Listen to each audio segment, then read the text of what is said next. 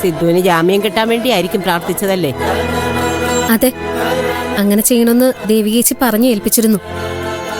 സ്വന്തം അമ്മയുടെ പ്രായമുള്ള ഒരു സ്ത്രീയെ കൊല്ലാൻ നോക്കിയവന് ജാമ്യം കിട്ടാൻ വേണ്ടി പ്രാർത്ഥിക്കാൻ തോന്നിയല്ലോ നിനക്ക്. കഷ്ടം. കുറ്റം ചെയ്തത് സിദ്ധു വക്കീലാണെന്ന് ഞങ്ങൾ ആരും വിശ്വസിക്കുന്നില്ല മുത്തശ്ശി. പിന്നെ ആരാടി അത് ചെയ്തത്? അതൊക്കെ വഴിയെ മനസ്സിലാവും. ആട്ടും തോലിട്ട ഒരുത്തൻ, ഒരു ചെന്നായ ഇവിടെ കറങ്ങി നടപ്പുണ്ടല്ലോ. ഇന്നല്ലെങ്കിൽ നാളെ അവൻ തോല് പൊളിച്ച് പുറത്തു വരും. അപ്പം മനസ്സിലായിക്കോളും ആരാ ശരി ആരാ തെറ്റെന്ന്. നീയും നിന്റെ ദേവികയും കൂടി ഇങ്ങനെയൊക്കെ പറയാൻ തുടങ്ങിയിട്ട് നാളു കുറെ ആയല്ലോ. എന്തുകൊണ്ടാടി ഇതുവരെ സത്യം തെളിയിക്കാൻ പറ്റാതിരുന്നത്? വാഗൊണ്ട് പറയാൻ ആർക്കും പറ്റും. അത് മറ്റുള്ളവരുടെ മുമ്പിൽ തെളിയിച്ച് കാണിച്ചു കൊടുക്കണം. അതിലാ മിടുക്ക് കാണിക്കേണ്ടത്. ദുഷ്ടന്മാരെ ദൈവം പന പോലെ വളർത്തും മുത്തശ്ശി. പക്ഷേ ഒരു ദിവസം അവരെ വീഴ്ത്താൻ ശക്തമായൊരു കാറ്റ് വീശും. അതിലവര് നിലംപൊത്തും. കർമ്മദോഷം എന്നൊന്നുണ്ടെങ്കിൽ അത് അനുഭവിക്കാതെ പോവാൻ പറ്റുമോ മുത്തശ്ശി ഇവിടുന്ന്? ഇപ്പൊ അനക്കം പോലും ഇല്ലാതെ കിടക്കുന്ന പ്രഭാവതി പണ്ടൊരിക്കെ നിത്യം അടിച്ചു വീഴ്ത്തിയിട്ടുള്ളവരാ.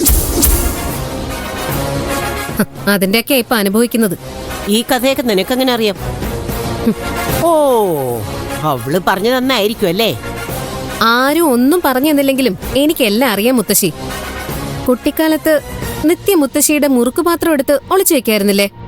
ഒരു ദിവസം ദേഷ്യം വന്ന് മുത്തശ്ശി അതിന് നിത്യ ഒരുപാട് തല്ലിയിട്ടില്ലേ? അതെ, പക്ഷെ അത് നിനക്കങ്ങനെ. ഈ കഥ എന്തായാലും ദേവിക ചേച്ചി പറയില്ലല്ലോ.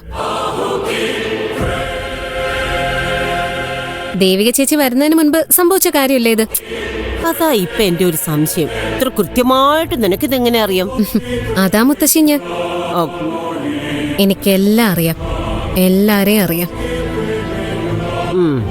ഞാൻ ഈ വീട്ടിൽ താമസിക്കാൻ വന്നത് വെറുതെ ആണെന്നാണോ മുത്തശ്ശി വിചാരിക്കുന്നത്? ഒരിക്കലുമല്ല. എനിക്ക് ചില ലക്ഷ്യങ്ങളുണ്ട് മുത്തശ്ശി. അത് തീർത്തിട്ടേ ഞാനിവിടുന്ന് പോകും. എന്താ വിലു, പേടിച്ചു പോയോ? വിലു, ഇത് നിത്യമോള് വിളിക്കാറുള്ള പേരായിരുന്നല്ലോ. ഇതെങ്ങനെ നിനക്കറിയാം? ഞാൻ പറഞ്ഞില്ലേ മുത്തശ്ശി, എനിക്കെല്ലാം അറിയാം, എല്ലാം.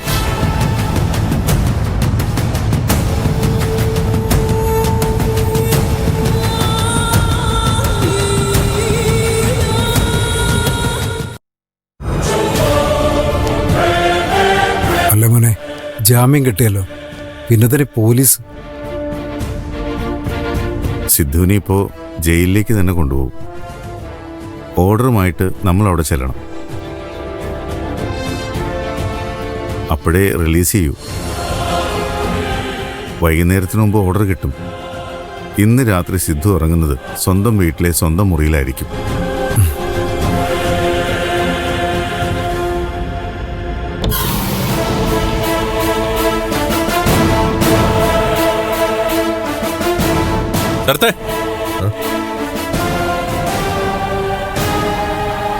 നിന്റെ നിരാശ എനിക്ക് ഊഹിക്കാം. അതാ മുഖത്തുണ്ട്. നീ ദിവസങ്ങൾ എണ്ണിക്കോ. സിദ്ധുവും ദേവികയൊന്നും ഇനി ഒറ്റയ്ക്കല്ല. ഞങ്ങളെല്ലാരും ഉണ്ട് കൂടെ. നീയൊക്കെ എന്ത് ചെയ്യും? എന്റെ അമ്മയെ കൊല്ലാൻ നോക്കിയിട്ട് സ്വസ്ഥമായിട്ട് നടക്കാമെന്ന് നീയൊക്കെ വിചാരിക്കുന്നുണ്ടോ? ഒരുത്തനെ ഞാൻ വെറുതെ വിടില്ല. നീ പുറത്തിറങ്ങുമല്ലോ, അപ്പൊ കാണാം. നിനക്ക് എന്തെങ്കിലും ചെയ്യാനുണ്ടെങ്കിൽ ഇപ്പൊ ചെയ്യടാ.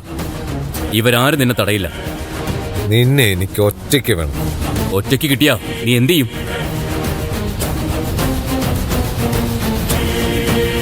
എന്താ സാർ നോക്കി നിൽക്കുന്നത്? ഇതൊന്നും നിങ്ങൾ കാണുന്നില്ലേ? കസ്റ്റഡിയിലുള്ള ഒരാളോടല്ലേ ഇവൻ മോശമായിട്ട് പെരുമാറിയത്? വധഭീഷണിയും മുഴക്കി. ഇവനെ അറസ്റ്റ് ചെയ്യല്ലേ വേണ്ടത്? ഹ, അതൊന്നും വേണ്ട ദേവികെ. നമുക്കാർക്കും ഒരു പരാതിയുമില്ല.